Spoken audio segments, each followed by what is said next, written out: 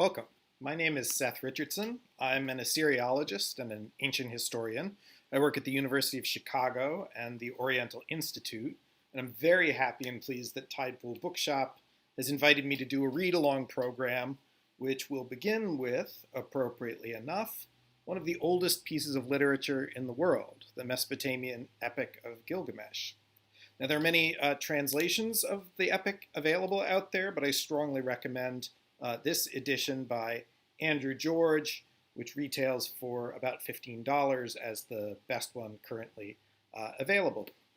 In this video, I'm going to introduce the book to you in general terms, and then in weeks to come, with the book in hand, Tidepool Bookshop will release 3 other videos where we read along together, tablet by tablet, and I'll help tie together the epic's most important themes about history, mortality, heroism, wisdom, and comment on the problems it puts forward about what it means to be a civilized person and a whole person.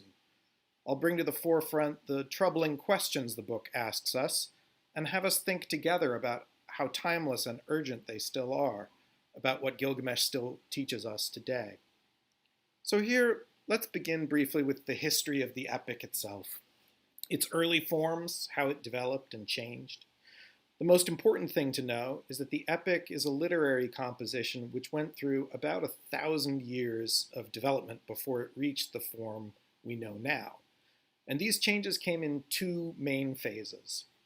First, by around 2100 BC, there were already a series of short tales about Gilgamesh which were written in the Sumerian language, in cuneiform script. And there were at least 5 of these Gilgamesh stories. All of them depict him as an early hero king of the city of Uruk, which today is in southern Iraq. This Gilgamesh roamed the wide world, slaying mythical monsters and battling enemy armies, even visiting the underworld. And these early stories are more uncomplicatedly the stories of a hero than in the later epic. This was written primarily for royal courts, but it does hint, these stories do hint at the darker themes that are brought forward in later versions. Then, by about 300 years later, say around 1800 BC, the cultural situation had changed.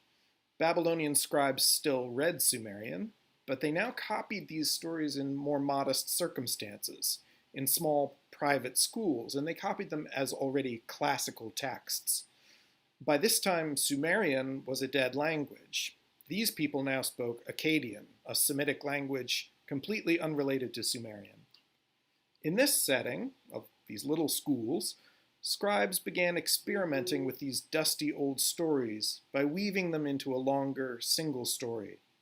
They left some parts out, they added others in, such as the flood story, and this newer and longer epic version was also now written in Akkadian, the living language, and this breathed new life into the tradition and helped ensure its survival. Unfortunately, we only have small fragments of this version, so we can't say too much about it. But then we come to this third phase, around 1200 BC, when a similar process seems to have occurred. Again, scribes reading what is now a 600-year-old version from 1800 BC found it old-fashioned and stilted, overly formal, much the way we encounter the writing of, say, Chaucer. So they rewrote it, yet again, into a more contemporary voice, and brought it into dialogue with themes which were then current in other Akkadian literature that they were writing and reading. The tensions between fate and free will, between fame and mortality, between what the gods knew and what a man could know. And it's this version of the epic which was copied and recopied over the next 1,000 years, and which has left us almost 100 manuscripts from which to reconstruct the whole poem.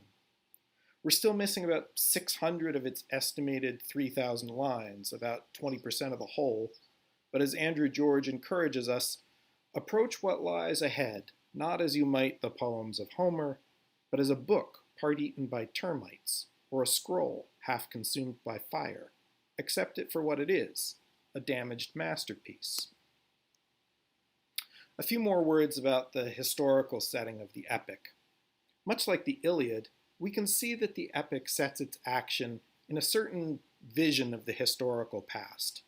but it's a past to which neither its authors nor we have complete access, neither quite a complete fact or a complete fantasy. But here's what we can say.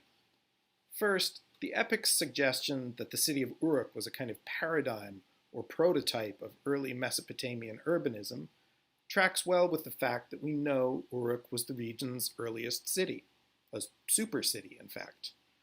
And the social institutions that the stories mention, the assemblies, kingship, the temples, these are also all in good evidence. So the stories written down in the late 3rd millennium make a plausible account of what, to people in 2100 BC, would have imagined an ancient city of 3100 BC, or something like that, to be like. But what we really want to know is a little bit more basic. Was there a real Gilgamesh, or is it just a story? By a thin margin, we could say that there's just enough evidence to make a case for the existence of a real King Gilgamesh.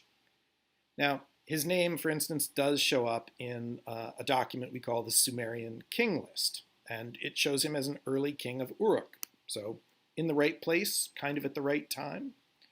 There were a number of reasons we don't completely trust this document. It includes some clearly fictitious kings who never existed, and it says that others ruled for hundreds or even thousands of years. And Gilgamesh is in here. He's said to have ruled for 126 years. But he does show up in a part of the list which includes not only real kings, even if they're said to have ruled for hundreds of years, but a real king of the city of Kish, whom Gilgamesh battles in exactly one of those Sumerian stories.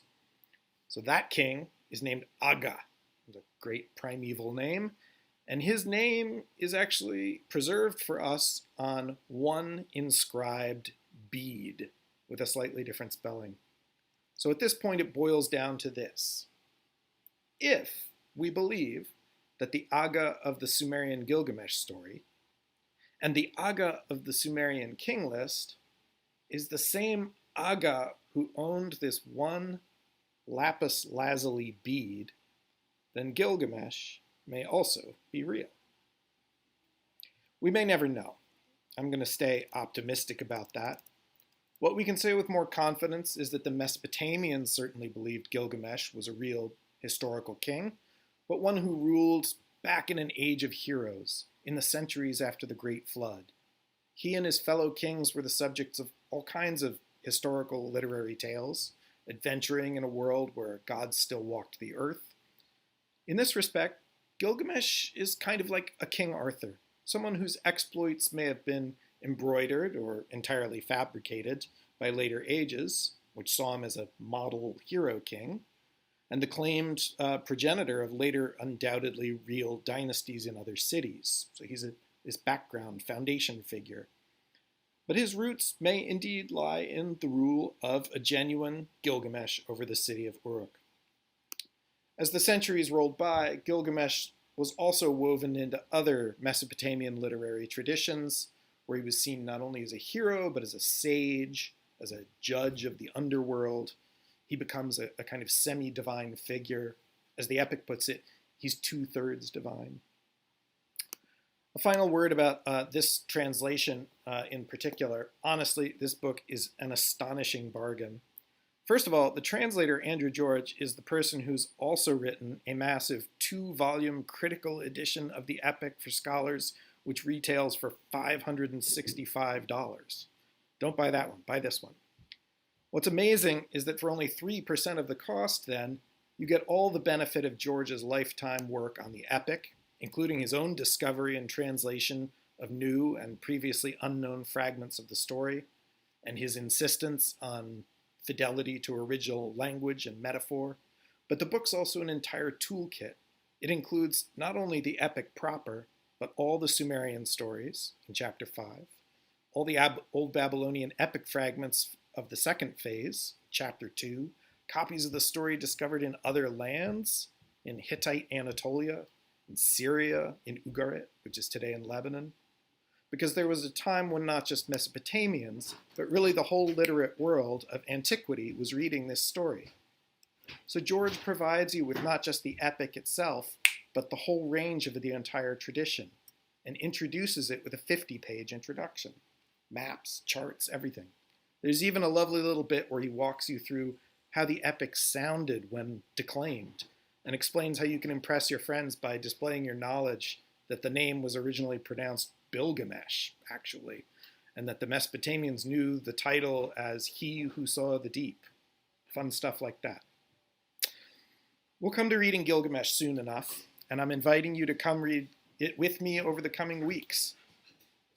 Tidepool Bookshop is going to post 3 more videos where I'll discuss some of the themes and issues the story presents, and later in the summer we can convene for an open online Q&A event where I can take your questions and we can all talk more about it. I'm very much looking forward to that, but for now, happy reading.